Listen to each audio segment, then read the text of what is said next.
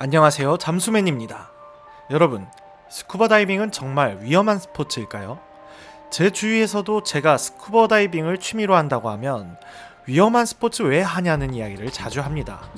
스쿠버 다이빙을 하다 사고가 발생했다는 뉴스가 연일 나오는 것을 보면 이렇게 위험한 스포츠가 없다는 생각이 들기도 하고요. 그렇다면 스쿠버 다이빙은 정말로 위험한 스포츠인 걸까요? 스쿠버 다이빙이 객관적으로 얼마나 위험한 스포츠인지 알아보기 위해 월드 매트릭스와 같은 평판 좋은 데이터를 찾아봤습니다. 세상에서 가장 위험한 스포츠 1위부터 15위까지 무엇인지 한번 알아보시죠. 먼저 가장 위험한 스포츠는 혼자 하는 암벽 등반으로 나타났습니다. 홀로 하는 암벽 등반은 통계적으로 23명의 클라이머마다 1명의 사망자를 낸다고 합니다. 물론 로프나 떨어질 때 충격을 흡수하는 보호 장비를 착용하긴 하지만 이것만으로는 부족하다는 겁니다. 두 번째는 지상에 있는 건물이나 절벽 등 높은 곳에서 낙하산으로 강화하는 스포츠인 베이스 점프입니다. 다이빙할 때 장비, 헬멧, 낙하산만 사용하기 때문에 당연히 위험성이 커 보입니다. 세 번째는 고산 등반입니다. 높은 산을 오르는 데는 고산병과 같은 생명을 위협하는 문제들이 발생하는데요.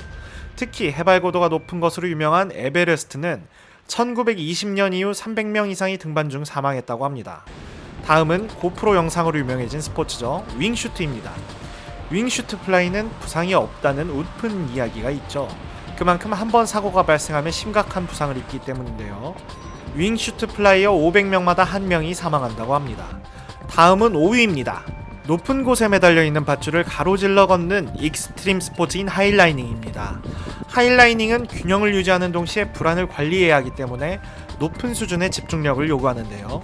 관련 국제기구는 이 스포츠가 1983년 시작된 이래로 사망자 9명을 냈다고 밝혔습니다.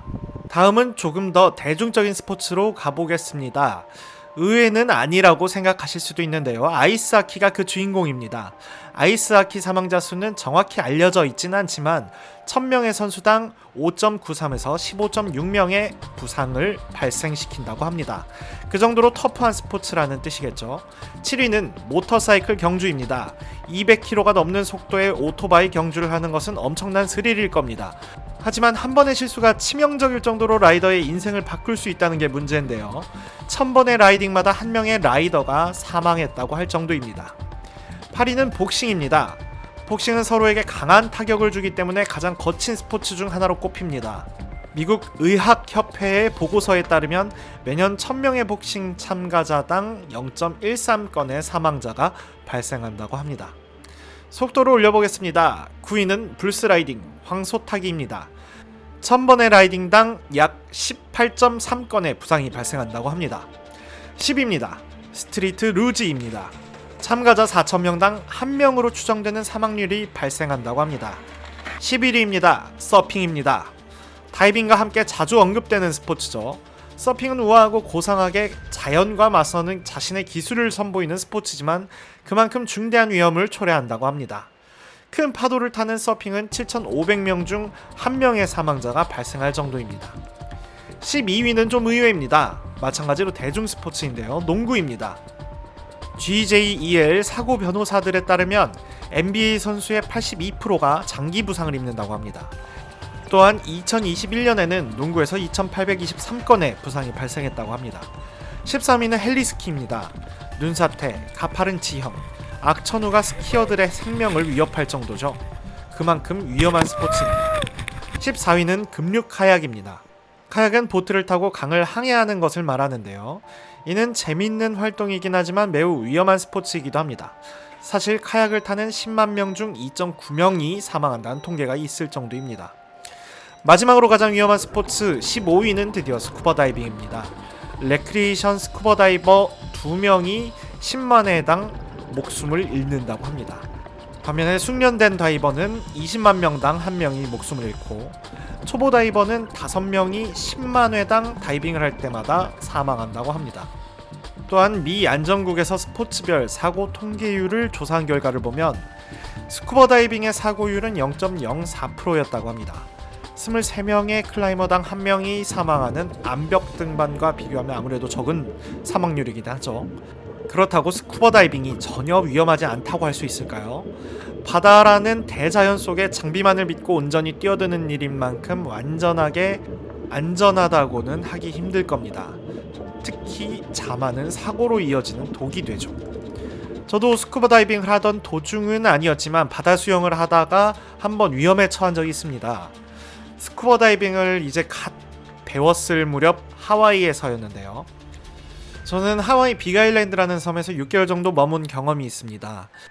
그러면서 그곳에서 스쿠버 다이빙도 처음 배웠습니다. 그런데 그곳이 참 돌고래가 많은 걸로 유명한 데거든요.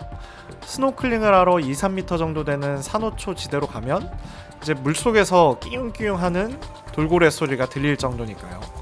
멀리서 돌고래들이 헤엄을 치는 게 보일 때도 허다했습니다. 사고가 발생했던 그날도 저는 친구들과 함께 바다를 헤엄치고 있었습니다.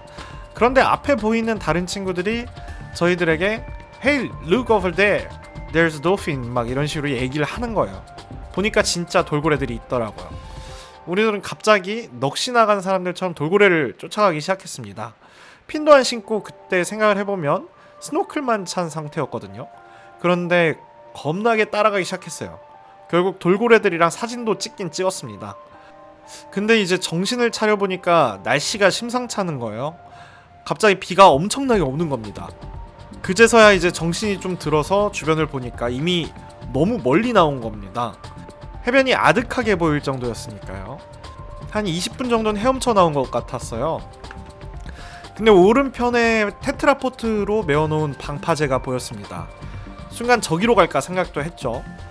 근데 원래 있던 곳으로 가야겠다라고 순간적으로 생각을 다시 바꿨습니다. 만약 테트라포트로 갔다면 어떻게 됐을까요? 아마 크게 다치거나 죽었겠죠? 생각만 해도 참 아찔한 일입니다. 그렇게 저희는 겨우겨우 무트로 나왔습니다. 거의 탈진 직전이었어요. 지금 생각해봐도 왜 그렇게 무모하게 바다 수영을 했을까 하는 생각이 듭니다. 사고와 직결될 수 있는 문제였는데 말이죠.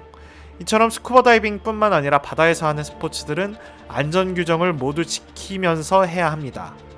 안전규정을 지키지 않으면 어느 스포츠보다 무서운 스포츠로 바뀌죠. 반면에 안전규정을 지키면서 하면 안전한 스포츠라고 할 수 있습니다. 따라서 최대한 보수적으로 기준을 잡으시고 안전한 다이빙을 하시는 게 중요합니다. 제 이야기는 여기까지였고요. 오늘도 안전한 다이빙 하시길 바라겠습니다. 영상이 유익했다면 구독, 좋아요, 알림 설정 부탁드리겠습니다.